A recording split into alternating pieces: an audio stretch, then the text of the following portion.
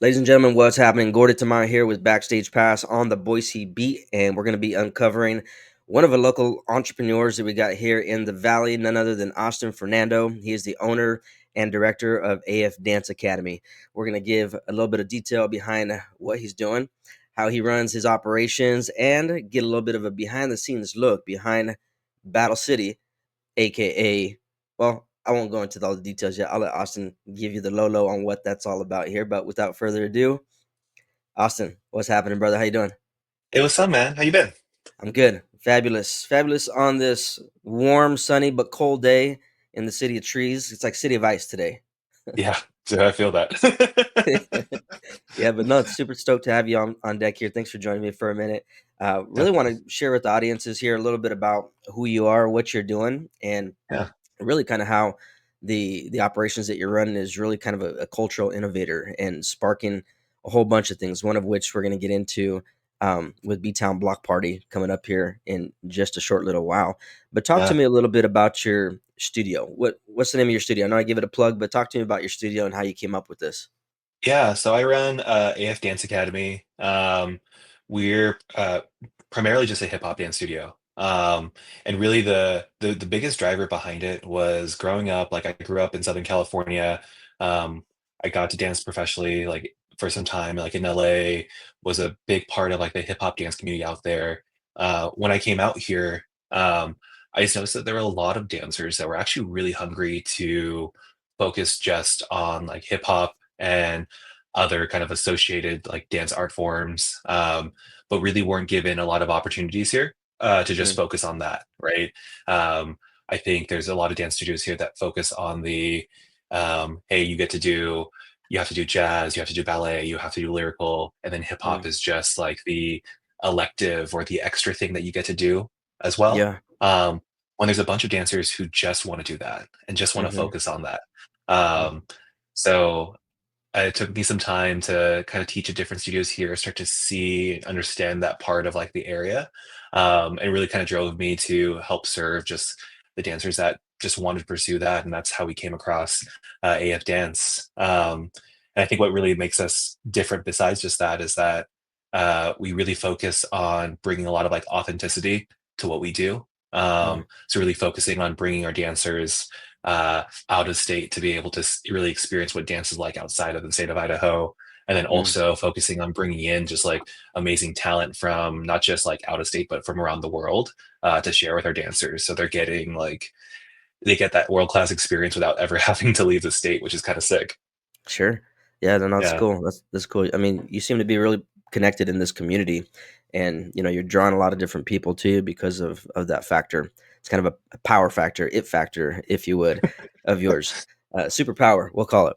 But talk to me about one of the, I guess, biggest challenges of running a dance studio from both the creative side and a logistic side of running a studio. Yeah. What would you say is some of the biggest challenges there?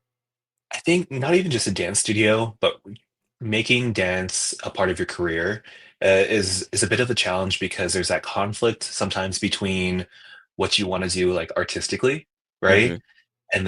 And that kind of keeps your heads up in the clouds up here, right? Mm-hmm. And then you also have to balance that with like what like the administrative side of things and like the logistics of like, yep, I would love to do all these things, but realistically based off of like budget or what people want or what people will pay for, Mm-hmm. it's always trying to find that little happy medium Sure. between what I know as an artist or as Yeah. like, like what I think would be great, versus what the kind of the area that we're in, what they're ready for at the same Mm. time. So over the Mhm. past couple of years, there's been a lot of like little transitions of slowly getting people warmed up to the idea of like just doing like just drop-in classes or focusing Mm. on different like dance styles that aren't really being offered here. We hosted a battle recently, and I think that was kind of like the culmination of that shift, right? Of like, Mm. I think when I first moved out here and started running things, if I tried to throw that same event, it wouldn't have had the same type of like turnout or reception. Mhm. But I think that from like the artistic standpoint is like the biggest challenge is um, being able to think of it as more of a long-term goal than instead of just trying to like rush out and do all these big things right Mm. away. Um, And then definitely from like the business side, I've been learning a lot. This is, I think my first venture in Idaho as like an entrepreneur, and second, just in general. Um, but just learning like this market and what this market needs, has been has been fun. It's been a challenge. Um, Uh-huh. I think there's for me, I think the biggest thing I've been trying to learn or get better at is, how to best allocate my time, since a lot of what I do requires me to physically like help make decisions and move things, and being smart about what I can delegate and what I can, or what I can automate or use like Mhm. technology to help like make smoother, so that way, there's more of me to serve Yeah. the kids that I work with more than anything else. Yeah. You kind of alluded to this a little bit earlier, but I want to pick your brain a little bit more into the community factor and really how Mhm, you're building, community or a community via dance. And it's not always easy to do, but you're in an industry, I would say, or in a sector that it definitely requires a strong community to be able to flourish and to be able to like mhm. bring other people in and be able to champion events that you want to piece together and showcase your dancers or showcase the instructors, etc. What would you say has kind of been one of the keys, or how do you approach building community? I guess is the plain question to it. Yeah. Ooh, that's a good one. Mm. I think about that a lot because um, it's definitely one of the building a community is, I think a big challenge is that you don't realize when you're in the middle of building it, sometimes it's easy to get lost in like that building phase, to like take the step Hmm. back and see like how much has already been accomplished or how much has been made. Yeah. Um, but I think one thing that's really helped, um, at least for the people that I've brought in and the people that have kind of come to me, and chosen to like stay within the community that we've been building, is I try really hard to be very honest and like vulnerable for like what my goals and intentions are. Mm-hmm. I think a lot of people have a really good just BS detector, right? When Uh-huh. somebody wants to do something like, when people are just like generous or like create things, um, everyone kind of has that little bit of voice in their head saying, well, why are they doing this, why are they doing Hmm. this, right? And I make it very clear from the jump of like, hey, I do this because I want to accomplish this and I want you Yeah. to be a part of this, or hey, I want to give you this opportunity because long term this is going to help you become, or I do this for like for a lot of my dancers, I love giving them opportunities to teach or to assist, because I tell them like I want you to eventually, because I know this is what you want to grow up to be. I want you to be able to be teachers in the future. I want you to be contributors in the future. So I don't have to do it the whole time. You guys Hmm. can, the community gets to do it. And I Yeah. think that's been a really big help, is being very honest with the people that come into the community about like what our goals and what our intentions are. Um, and I think people have responded really well to that more than anything else. Yeah. Um, and I think I kind of alluded to like the second part, which was like I put trust into other people, Hmm. um, and start to lean on people. Because I think for communities, especially when the members feel like they have ownership of what happens in the space and how the space moves, um, they treat it like their own versus just being like a guest or a visitor in the space. Yeah. So, whether it's with like a lot of like my adult dancers, giving them chances to teach or to train, some of the younger dancers, or even for like the younger dancers, giving them, opportunities and responsibilities to, take actions on their own, Hmm. I think has helped a lot for just Yeah. keeping us, not just like solid as a group, um, but feeling solid as like, or feeling more like inviting, because now my dancers want to bring other people in because they care about their space. Hmm. Yeah. Oh, that's good. Yeah, you alluded to a couple. You reminded me of a couple things. I mean, one of which is like your perspective of how you're serving people and how you're looking at people and valuing people, and two, the opportunity factor. I mean, some of the biggest people I can recall that have made, the biggest impact in my life have been those that went out and created opportunity for me or opened a door to an opportunity that otherwise I wouldn't have had access to. And Mhm, sounds like you're doing that for your dancers, whether it's through competitions or student teaching, right? Or mhm, bringing them into experience a style of dance that maybe they wouldn't have had access to previously.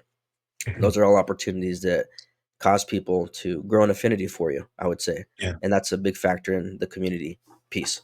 Yeah. Yeah.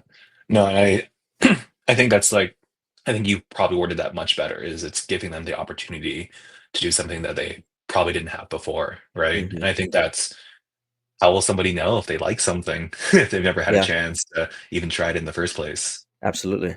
Yeah. We're just kickstarting into 2025. So it's kind of a good time to, you mentioned goals earlier, and we're Yeah. thinking about, projections for, what you're after and goal setting. I don't know if you've done any of that with, vision boards or goal setting or whatnot, but, what's on the radar for AF Dance Academy? Like, what's some of the goals that you have set in place? Not necessarily just for this year, but like Yeah. maybe in general, long term. It's funny because I right behind my, computer screen, I have my whiteboard because you mentioned vision boards, and Hmm. I constantly, like, revise it and edit it and write down, like, what I wanna see happen. I think a couple things come to mind is just, like, maybe not necessarily this year, but just in general. We do compete, at, the event's called Hip Hop Internationals. It's, um, probably one of the longest standing and most, like, recognized internationally, like events for like hip hop choreography, Yeah. and for crews. Um, we have that event helped kind of kickstart a program in the beginning. Um, and the goal for the kids has always been to move on to finals and move on to worlds from there. Mm. And so that's like in big bold red Yeah. marker on the whiteboard behind us. Um, so I think from like a tangible goal, I think that's definitely one that's up there. I think from a more like intangible one, there's two. Um, I think one is I've been wanting to see like more of my like dancers start to graduate from being like the kids within our groups to becoming like the adults who want to start to Mm. give back. Yeah. That's a tougher one to put on like a goal for 2025 because Sure. it's based off of when they graduate and if they choose to move off to college. Hmm. But I think that would be a really nice like full circle moment for like the program is to kind of see the kids that we like poured like a lot of like love and attention into, feel ready to pour that back into the next Yeah. generation of dancers.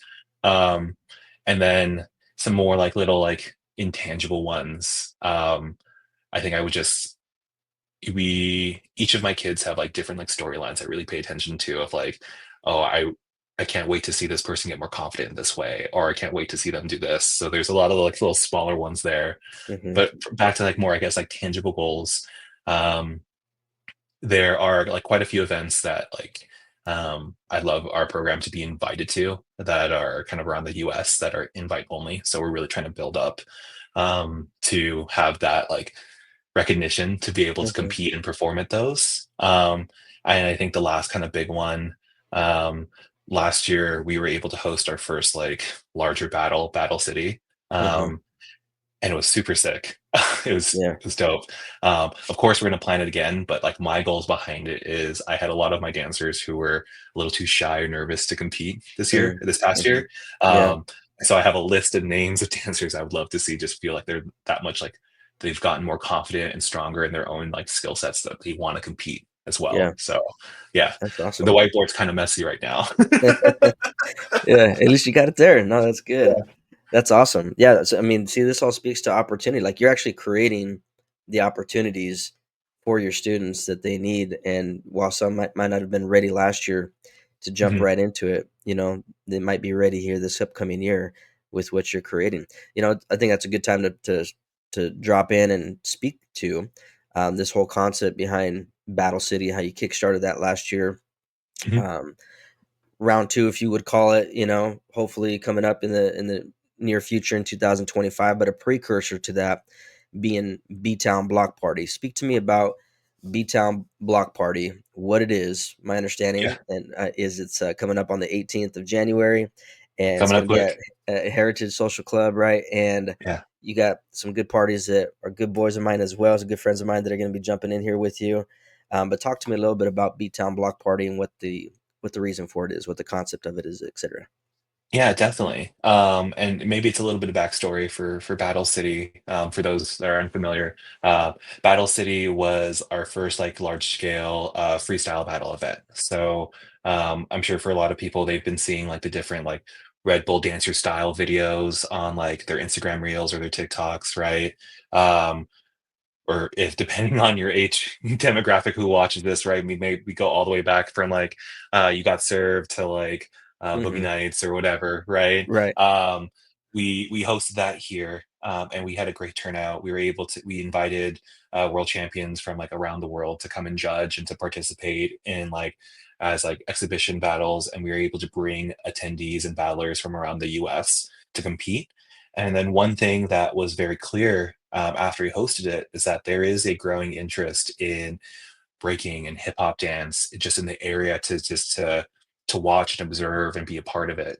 Mm, And so for us, I think hosting B Town Block Party, as I think you said it best, as a bit of a precursor for Battle City, hmm. seemed to be like the natural thing to do as a way to um, really kind of provide a space for um, all of Boise, all of Treasure Valley, to still come and to party together, but also invite a lot of like our breakers and freestylers to showcase themselves and to kind of let the community know that like, hey, we're here, right? Hmm. Um, we're real people just living among you, right? Yeah. And hopefully to build up some more excitement as we plan on hosting Battle City 2.0, because Yeah. we want to make it bigger, and we really just need to make sure that our hometown, our area knows that we're here, because Yeah. we know they want to come watch, especially with this turnout we saw last time. Yeah, that's cool. Now, and it's to what you said a little bit earlier, whether or not you're of the Boogie Nights era or something else. You're going to be mixing it up a little bit here, right? For those that want to go check out a little bit more about what's happening, you can go to battle-city.com and get tickets to the event there. It's creeping up real quick on the 18th, but we have one of the most infamous in the valley, none other than Mighty Delta One's going to be on the ones and twos, right? He's going to My be boy, yeah. mixing it up all day. So we're stoked to see what transpires on this evening. That's awesome. Um, quick fire round for you, Austin. Yeah, We're gonna wrap this up in just a second here, but I want to give you some quick fire let's questions get here it. for you off the cuff. Okay, what's the your most favorite style of dance to teach? Save yourself. New Jack Swing. Really? Yeah. Okay, I wouldn't have Dude, pictured party that. Why? vibes are the best. I think because for like all the dance styles, New Jack Swing, it kind of accompanies like the party grooves and the party vibes. And that's how it's kind of taught dance, is that it's not just Mm, about what can you do in the corner, right? yeah. It's like, Uh-huh. can you get the whole room dancing with you? Yeah. And New Jack really encompasses that. Wow. Okay. See, that surprised me. That's awesome. What Yeah. about dream artists you would love to choreograph for? Choreograph for? Hmm. Ooh, Usher. Easy. Oh, okay. Yeah. Yeah, that's a big one. Okay. What's your go-to hype song? If you need some motivation, need to bump something in your car on your way to work, what's your go-to? You Oh, got one? what's my favorite word? Honestly, anything too short. Yeah. Yeah, too short. Okay, classics. Yeah. Okay. Yeah. And last but not least, okay, what's your best go-to advice or best advice that you've received from somebody as a business owner related towards business? Is there something Yeah, that's just hit home with you and resonated with you? definitely. It's things don't have to be perfect. Things Mm, just have to be done. mm, Um, and I think it kind of paired with like it's okay to fail as long as you fail fast mhm. and move on. Yeah, Um, I used to get caught up in like this whole like analysis paralysis thing of like sure. everything has to be 100% perfect, it has to be 100% perfect. Mhm. And then just having that relief of like, honestly, doing something is just better than doing nothing. You should just do something. There you go. Yeah, Yeah, that's good for yeah, for anybody that's been stuck in the rut of wondering how to kickstart 2025, just get started. Just just do do it. something. Yeah. Yeah, that's awesome. Austin, I appreciate you a ton. Thank you so much for joining me here Thank on the you. Backstage Pass. If you want to check out what Austin's doing, go to afdanceacademy.com for all the details on what he's about. And as we mentioned, coming up on the 18th, a little bit over a week from now, we got B Town Block Party. It's going to be kicking off. And so if you want to get tickets to that, make sure you go and check out the URL that we just dropped there. We'll also include it in the show notes below. But Austin, been a pleasure, my brother. We'll catch you Awesome. next Thank you time. for having me. I appreciate it. Bye You bye. got it, bro. Bye.